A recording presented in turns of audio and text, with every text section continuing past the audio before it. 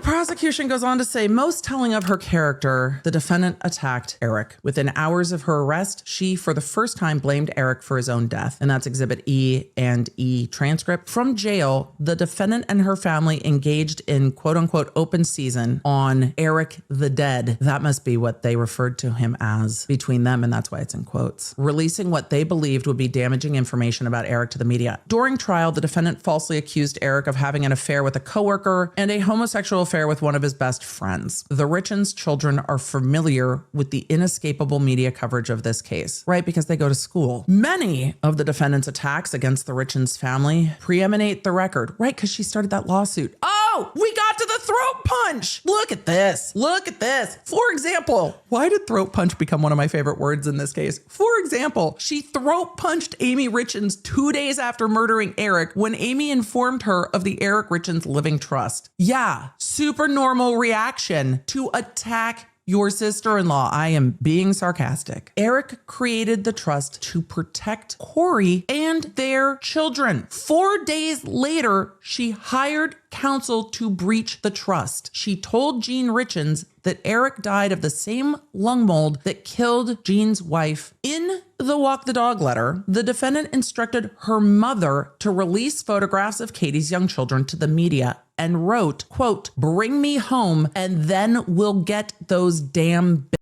When confronted with the letter, the defendant insisted in the face of all reason that it was part of a freaking book. Emily, where does that quote come from? Kouri's jail calls, because they've been in other motions. Other of the defendant's attacks against the Richins family are new to the record. Oh no, there's more?